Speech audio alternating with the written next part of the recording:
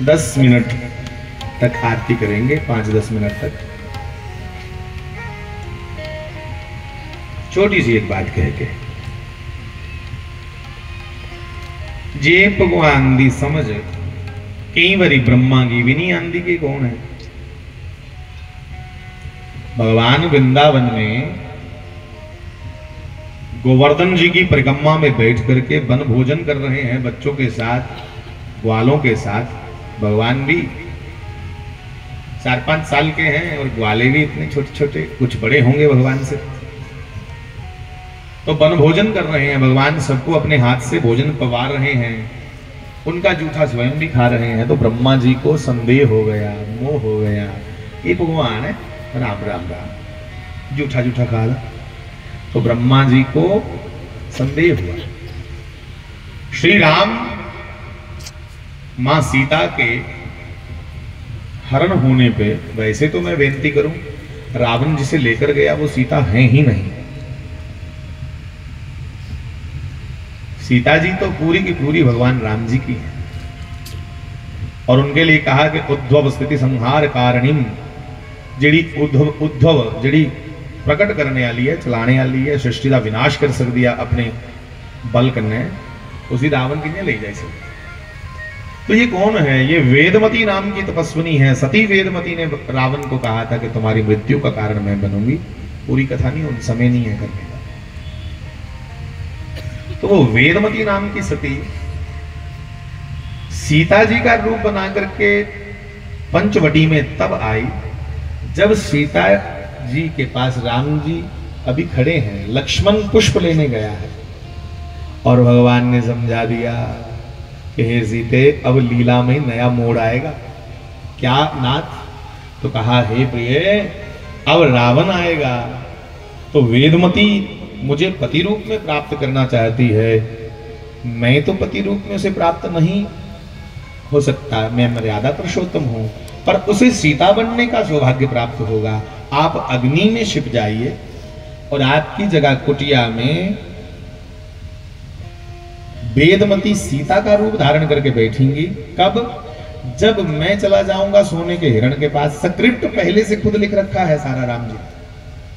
गुरबाणी में कहा, करे करावे आपे आप, मानुष के कुछ नहीं हाथ। बंदे के हाथ में कुछ नहीं है, वही करने कराने वाला सब कुछ। तो मैं जाऊंगा तो मेरे पीछे से लक्ष्मण भी आएगा मुझे ढूंढता हुआ, तब तुम अग्नि में समा जाना और वेदमती तुम्हारी जगह सीता बन करके बैठ जाएंगी। उसी सीता बनने का मौका भी मिल जाएगा, वो सीता बनने का सौभाग्य भी प्राप्त हो जाएगा और मैं भी उससे दूर ही रहूंगा, क्योंकि मुझे तो एक पत्नी व्रत रखना है इस रामावतार में। हाँ? मैं तो दूसरी जो स्त्री है उसे तो जा मां, जा पुत्री, जा बहन समझ सकता हूं। तो वेदमती सीता जी का रूप बना करके आई हैं। राम और लक्ष्मण तो दोनों वन में हैं। जब सोने के मृग के पीछे भागे तो लक्ष्मण भी गए पीछे से, तो पीछे से सीता जी ने कि नहीं लीला, वेदमती आ गई सीता बन करके। सीता जी अग्नि में कुछ देर के लिए छुप गई। तो राम और लक्ष्मण जब वापिस आते हैं कुटिया में, तो राम जी का विरलाप देखने वाला है। आय हाय हाय, ये भगवान है बंधुओं साक्षात राम जी। और देखो, भगवान होते हुए भी, सब कुछ जानते हुए भी ऐसा विरलाप कर रहे हैं, रो रहे हैं, मोटे मोटे आंसू गिर रहे हैं। ए सीता की क्यारी के नन्हे नन्हे पोदो, तुम ही मुझसे कुछ पूछो कि मेरी प्राण प्यारी सीता कहाँ है। सीता के लिए विरलाप कर रहे हैं, पता सारा जानते सब हैं। लक्ष्मण भी इस मर्म को जान नहीं पाए। साहब, मेरे नौजवान साथियों, तब माता सती को शंकर जी के साथ आकाश मार्ग से जा रही थी। कहां गए थे ये लोग? एक कुंभज ऋषि के पास राम कथा सुनने ही गए थे। कि एक बार त्रेता युग माही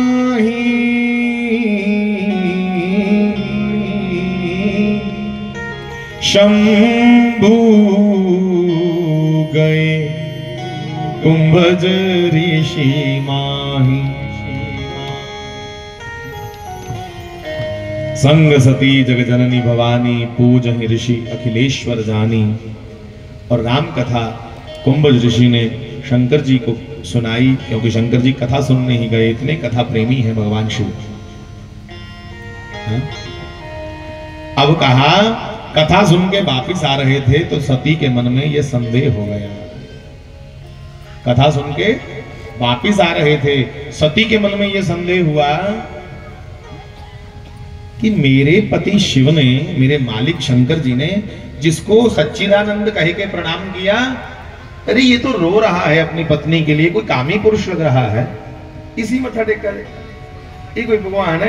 जे भगवान हो है, अगर ये भगवान हो तो इनको पता ना चल जाए कि मेरी पत्नी कहाँ है? रो क्यों रहे हैं, बन बन भटक रहे हैं? साहब, अगर सती को भगवान नहीं पहचान में आते, ब्रह्मा को पहचान में नहीं आते, आज के 400 लोग हाथ उठा के गए हम नहीं रामकृष्ण को मानते, तो कोई बहुत बड़ी बात नहीं, क्योंकि उसकी कृपा के बिना उसको समझा नहीं जा सकता। अरे बेचारे समझा करो ने कि जरे रामकृष्ण नहीं मानते, उन बेचारों के भाग्य में नहीं है। तुम क्या अकड़ के जाओगे मंदिर के सामने से कि हम नहीं झुकते? तुम देख भाग्य नहीं यार, तुम्हें क्यों झुकना, तुम्हारे भाग्य में नहीं। हाँ, और हम भी अभिमान ना करें, करने भी गल है, ये भी बात ध्यान में रखना, हम भी अभिमान ना करें कि हम राम नाम जपते हैं, ये भी उसकी कृपा के सदके जप पा रहे हैं, वरना अपने अंदर कोई क्वालिटी नहीं, अपने अंदर कोई ऐसा गुण नहीं। क्योंकि रामायण कहती हैं कि सोई जान ही जही देही जनाई, जान तो तुम ही हो जाई। तुम्हें वो जान सकता है हे सच्चिदानंद मेरे परमात्मा, जिस पर तू कृपा करे, वो तुम्हारा नाम जप सकता है। और कृपा किस पे करेंगे? कृपा तो वो करेंगे आपकी रुचि कहां है उसके अनुसार। अंग्रेजी का मुहावरा के God help those who help themselves. कृपा करेंगे वो, पर वो देखते हैं कि इसका कर्म कैसा है, करतूत का नहीं है, करतूत दिखिए कृपा होगी। तो जो सती की समझ में नहीं आए, जो ब्रह्मा की समझ में नहीं आए साहब, वो हमारी समझ में बिना उनकी कृपा के नहीं आ सकते। इसलिए भगवान पे पूरा विश्वास करो और कहो हे गोविंद, इस जीवन के रहते रहते मैं तुम्हें जान सकूं, वरना मेरी कोई औकात नहीं कि मैं तुम्हें जानूं। तू तो बुद्धि से परे है, अकल से परे है, बल से परे है, ना तुझी ताकत करने बंदा समझी सकता, ना अकल। तुम्हें तो तुम्हारी कृपा से समझा जा सकता है। इसलिए एक छोटी सी चर्चा करूंगा, छोटी सी चर्चा। श्री कृष्ण अभी छोटे हैं, 11 साल के नहीं हुए, अभी छोटे हैं।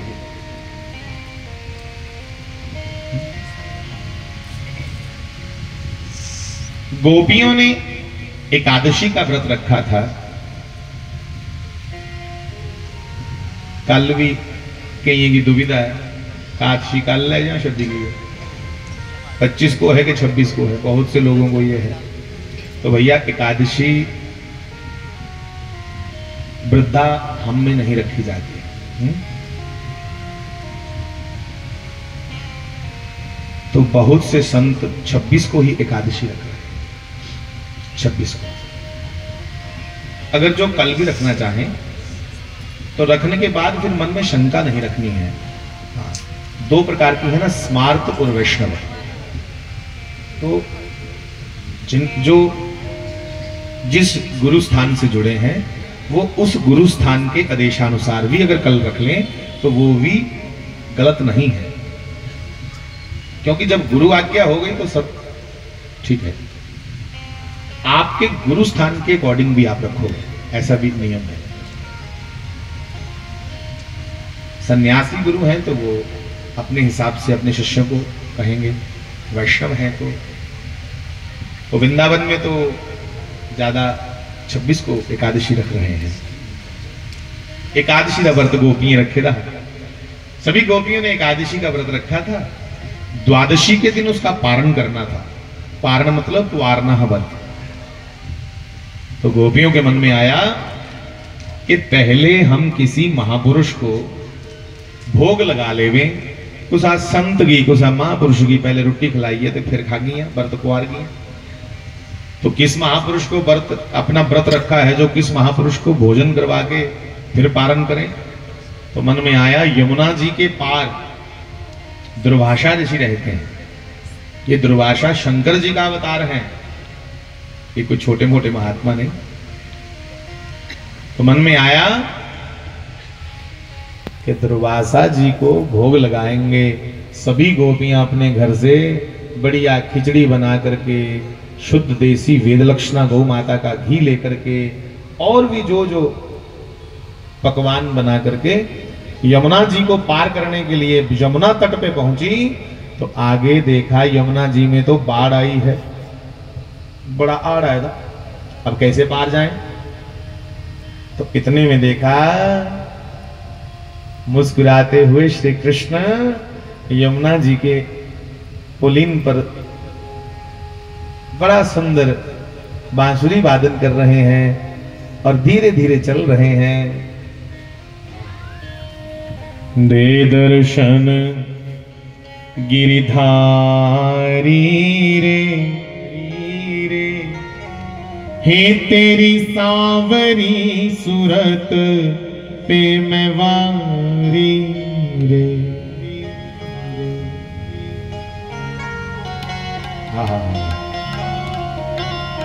यमुना तट हरि धेनु चरावे, बोलो यमुना तट हरि धेनु चरावे। और मधुर मधुर स्वर वेणु बजावे।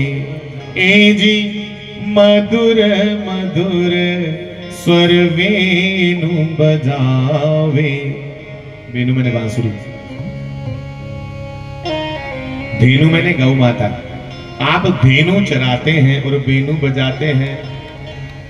और कि तेरे कांधे कांवरिया कांवरिया काली रे, तेरे कांधे कांवरिया हज काली रे, तेरी सांवरी सूरत पे मैं वारी रे। तो गोपियों ने देखा वो कृष्ण जा रहे हैं, सबने आवाज दी, अरे ओ लाला रुकियो, इतको आया ना इधर। साहब ये कृष्ण कौन है? ये भगवान तो शेष महेश दिनेश गणेश, ध्यान धरे परवा को पार न पाए। शंकर जी, इंद्र, गणेश जी, सनकादिक ऋषि इसी कृष्ण का ध्यान करते हैं पर इसका पार नहीं पाते, इसकी सत्ता कहां तक है। पर उसी कृष्ण को गोपी और ग्वाल अपने घर की खिड़की से अपने हाथ में मक्खन रख के खिड़की से हाथ निकाल के कहते हैं, ओ लाला इताइयो इधर आ जरा, ये मक्खन खिलाएंगे, जहां तुझे खट्टी छाछ पिलाएंगे 4 दिन पुरानी। हाँ हाँ पिलाओ खिलाओ मक्खन, ऐसे तो नहीं खिलाएंगे, चल पहले ठुमका लगा के बता। जो सूरदास जी कहते हैं और रसखान बाबा ने भी कहा, रसखान नाम का मुस्लिम हुआ जिसने कृष्ण प्राप्ति की भगवान की। रसखान ने भी कहा और सूरदास जी ने भी कहा, जो शेष महेश गणेश की समझ में नहीं आए कि कितना महान है, कहां तक इसकी सत्ता है, वो गोलोक धाम वासी भगवान कृष्ण अपने भक्तों को रिझाने के लिए उनके हाथ से खट्टी छाछ पी करके नाच नाच के दिखाता। ये प्रेम के मामला है साहब, ये तार्किक लोगों की समझ में नहीं आएगा, ये तो कोई भक्त की समझ में बातें आएंगी।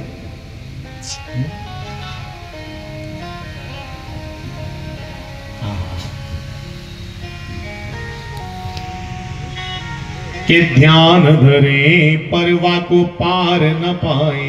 और कहा, हे जी ताको, उसी कृष्ण को, ताको अहीर की छोरियां,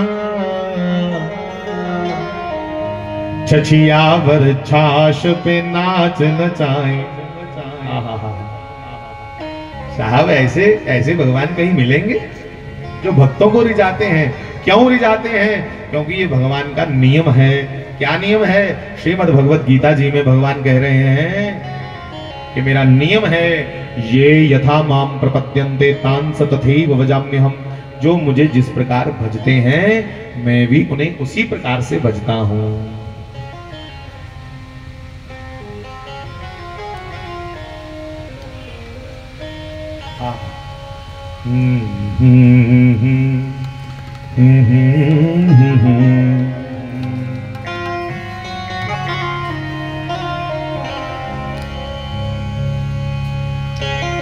किया हो तुम सांवरी अंगना फूल खिलेंगे।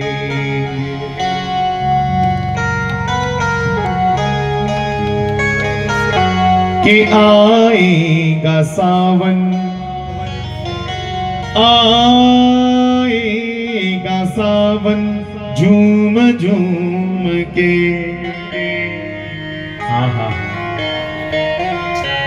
के भक्त और भगवान ऐसे मिलेंगे।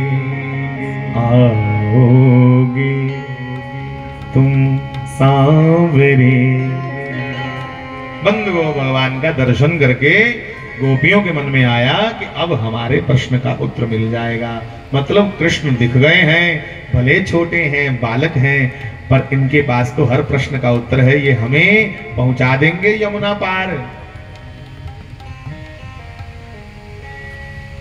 तभी तो कहते हैं, हे सांवरिया ले चल परली पार। सांवरिया ले चल परली पार।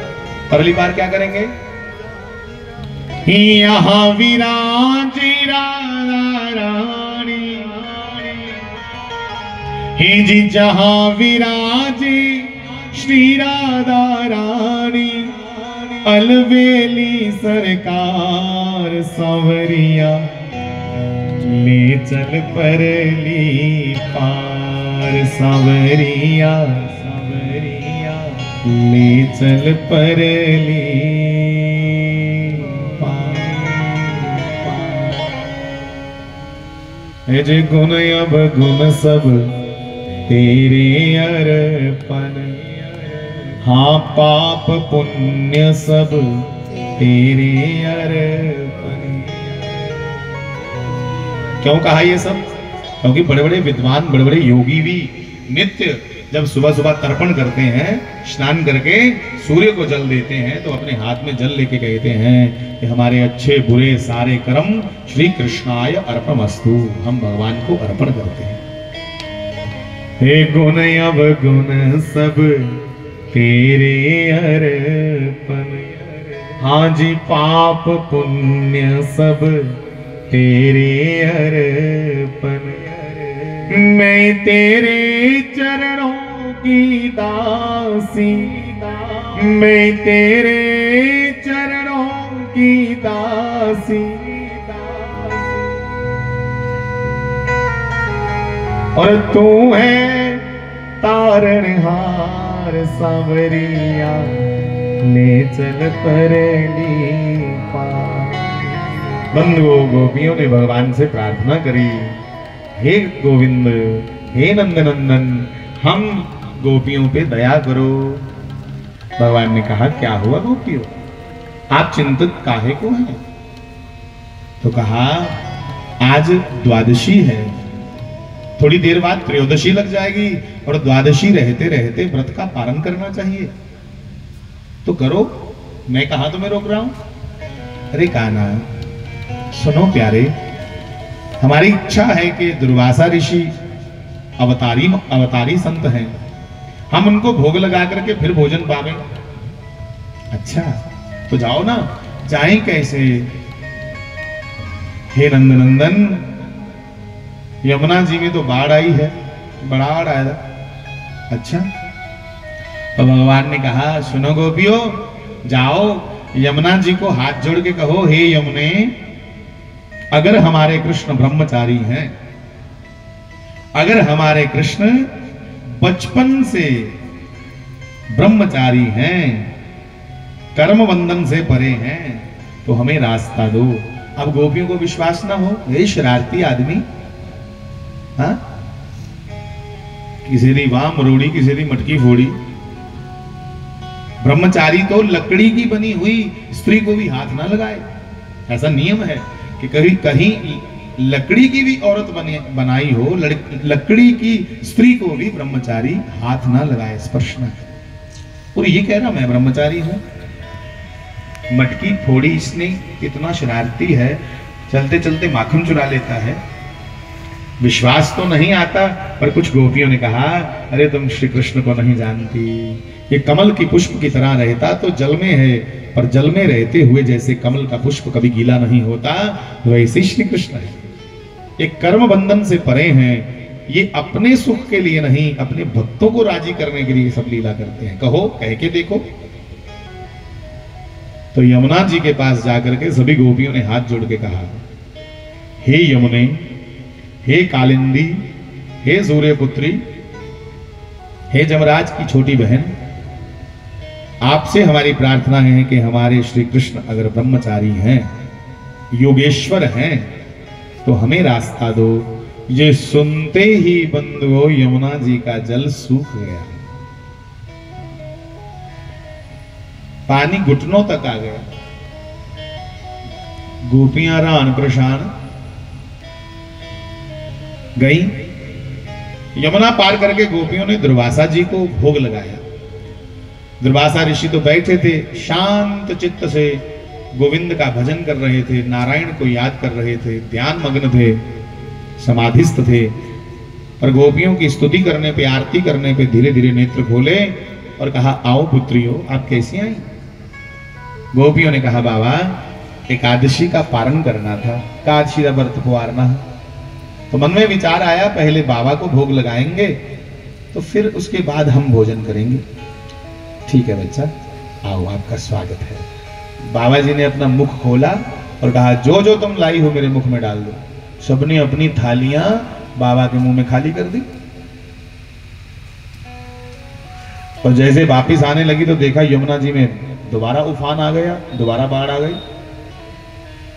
फिर बाबा जी के पास दौड़ी और कहा, दुर्वासा बाबा, ओ बाबा, यमुना जी में बाढ़ है, वापिस कैसे जाएं? मैं पुत्रो आइया कि नहीं सुनावती हो, तुम आई कैसे थी? तो कहा, बाबा आई हम ऐसे थी कि हमने यमुना जी से श्री कृष्ण के कहने पे कहा कि अगर हमारे कृष्ण ब्रह्मचारी हैं तो हमें रास्ता दो। यमुना जी ने दे दिया। तो बाबा मुस्कुराए, कहा, फिर जाओ दोबारा कहो कि अगर दुर्वासा ने बचपन से लेके आज तक एक दाना अन्न नहीं खाया तो हमें रास्ता दो। गोपियां गई, बाबा सैकड़ों थाली तो अभी तुम हमारी खा गए, सामने सामने झूठ। बंधुए संते महापुरुष ने गल्ला नहीं समझा। कबीर साहब दी भी कुछ ऐसी गल्ला जी समझ नहीं आती। बाबा कबीर साहब ने भी कमाल किया साहब। कबीर जी ने एक जगह लिखा,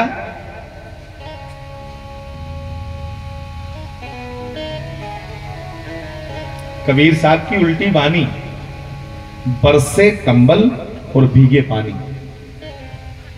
सिजदा दे कंबल है ना, गीला तो कंबल होता है बारिश के साथ, पानी के साथ, जल के साथ। पर सुनो क्या कह रहे हैं, कह रहे हैं कबीर साहब की उल्टी बानी, बरसे कंबल और भीगे पानी। अब क्या समझोगे? ये तो भैया संतों की रमजें हैं, ये तो उन्हीं से समझ लगती हैं। तो किसी ने कबीर बाबा के चरणों में बैठ के कहा, बाबा इसका क्या मतलब है? तो कबीर जी ने कहा, इसका मतलब है कंबल का अर्थ होता है नेत्र। कंबल, कंबल उसे भी कहते हैं जिनको जो जल के बल से सही रहती हैं। आंखों में अगर जल ना हो तो आंखें खराब हो जाती हैं। इसलिए देखना, जिनकी आंखें ड्राई रहती हैं तो डॉक्टर उनको ड्रॉप देते हैं कि ये आंखों में ड्रॉप डाला करो, तुम्हारी आंख खुश्क हो जाती है टीवी देख देख करके या मोबाइल देख देख कर। तो वो कोई भी ड्रॉप दे देते हैं। कौन से ड्रॉप? वेट टीयर या टीयर फ्रेश, आई टोन लगा लो, चलो कोई ना कोई ड्रॉप दे देते हैं। तो नेत्रों का बल जल के साथ है, इसलिए इनको कंबल कह सकते हो तुम। तो कबीर साहब कहते हैं अपने ईश्वर प्रेम में कभी कभी नेत्र ऐसे बरसते हैं कि बरसे कंबल, और पानी कहा जाता है हाथों को, पानी कहा जाता है हाथों को। रामचरितमानस में भी कहा है ना, सिया राम में सब जग जानी करहु प्रणाम जोरी जुग पानी। ये पानी, हाथ, पानी माने हाथ। विवाह भी होता तो लोग कहते हैं पानी ग्रहण, पानी ग्रहण माने हाथ को ग्रहण किया। तो बरसे कंबल भीगे पानी। हे कबीर साहब कहते हैं कि हे नारायण, हे गोविंद, तुम्हारी याद में, तुम्हारी विरहों में ये कंबल बरसते हैं, नेत्र बरसते हैं, और मेरे हाथ भीग जाते हैं इनको साफ करते करते। तो ये उल्टी वाली साहब कोई कोई समझे उन इतने भी गाल लूंगा। गोपियां तो परेशान हो गई कि कृष्ण ने कहा मैं ब्रह्मचारी हूं तो यमुना रास्ता दे, और ये दुर्वासा बाबा कह रहे हैं कि जाओ बच्चू, हे पुत्रियों जाओ यमुना जी से कहो कि जब से दुर्वासा पैदा हुआ है ये तब से निरोहार है, इसने अन्न जल ग्रहण नहीं किया तो हमें रास्ता दे। उन्हें आके आंखों पारते जाना। तो गोपियों ने हाथ जोड़ के कहा, हे यमुने, अगर बाबा दुर्वासा ने बचपन से अन्न जल ग्रहण नहीं किया तो हमें मार्ग दो। तो यमुना पुनः सूख गई, गिटे गिटे पानी हुई है। अब गोपियां आ तो गई पर चिंतित हैं। कृष्ण भगवान दिखे, गोपियों ने घेर लिया, है रुक लाला रुक, आज तुम्हारा मोर पंख, तुम्हारी मुरली सब तोड़ फोड़ देंगे हम। पर काहे, क्यों ऐसा कहा किया मैंने? तो कहा तुमने किया तो कुछ नहीं, पर मुझे, गोपियों ने कहा हमें ये बताओ कि तुम कैसे ब्रह्मचारी और दुर्वासा कैसे निराहारी। तब श्री कृष्ण ने कहा, हे गोपियों, मेरा मोर का पंख देख रही हो? ये योगी लोग देख करके समझते हैं कि मोर पंख धारण करने का मतलब क्या है। मोर मोरनी के संग रहता है पर कभी उसका संगम नहीं करता। मैं रहता तो संसार में हूं, बस अपने भक्तों को रिझाने के लिए प्रत्येक लीला करता हूं। मेरी अपनी कोई इच्छा नहीं होती, मैं इच्छाओं से परे हूं। मैं मन के कहने पे नहीं चलता, मन मेरे कहने पे चलता है। रही बात दुर्वासा की, दुर्वासा बाबा कोई तुम्हारी प्रतीक्षा नहीं कर रहे थे कि कब गोपियां आएंगी, कब मुझे भोजन करवाएंगी। वो तो आनंद में थे, अपने ध्यान मग्न थे। पर तुम्हें प्रसन्न करने के लिए, अपनी रुचि के लिए नहीं, अपने स्वाद लगाने के लिए भोजन नहीं किया उन्होंने, तुम्हारी प्रसन्नता के लिए उन्होंने भोजन किया। और व्यक्ति जब अपने मन से ना करे, दूसरों की सुरक्षा के लिए, दूसरों की प्रसन्नता के लिए करे, अपने स्वाद ना लगाए, तो वो कर्म बंधन में नहीं फंसता। समझ आई? कर्म बंधन में कौन फंसता है? जो व्यक्ति बड़े स्वाद लगा रहा है। जहां जहां जहां हमारा मन इन्वॉल्व हुआ वहां हम कर्म बंधन में फंस गए। जहां मन की इन्वॉल्वेशन है वहां कर्म का बंधन है, और जहां मन नहीं है, बस फर्ज है, वहां कर्म बंधन नहीं होता। बात तो बड़ी लंबी चौड़ी हो सकती है, इसी बात पर बड़ी गहरी बात हो सकती है, पर अब समय कम है क्योंकि समाधि मुझे जल्दी पहुंचना है। आप सबको इन्हीं बातों से आज प्रणाम कहता हुआ ये कहूं कि भगवान इस धरा पे आए, समस्त लीलाओं को करते हुए मेरे कृष्ण योगेश्वर हैं, क्योंकि वो अपनी इच्छा के लिए नहीं, भक्तों को राजी करने के लिए प्रत्येक लीला करते हैं। बंधुओं, एक छोटी मिसाल है, जैसे पिता अपनी पुत्री को लाड लड़ाता है, छोटी सी उसकी बच्ची है, वो कभी उसको हवा में उछाल करके फिर पकड़ लेता है। समझ आ रही ना बात? कभी उसकी गाल से गाल लगाएगा, कभी ओदा कुर्ता चुकी है निकारा ओदे टिड्डा अपने मुंह ने फुरड़ फुरड़ करता ना ऐसा। तो क्या जब पिता अपनी पुत्री को लाड़ लड़ाता है तो उसका मन मलिन होता है? सोच भी नहीं सकता साहब, अगर उसके मन में कोई मैल आ भी जाए तो कई बार पृथ्वी पे हाथ लगाकर बंधन करता है कि नारायणी मुझे क्षमा कर। वैसे ही भगवान हैं, भगवान अपने भक्तों को रिझाने के लिए सब खेल करते हैं साहब, वो कर्म बंधन में नहीं फंसते। श्री बाल कृष्ण लाल की मोहे सांवरा सलोना।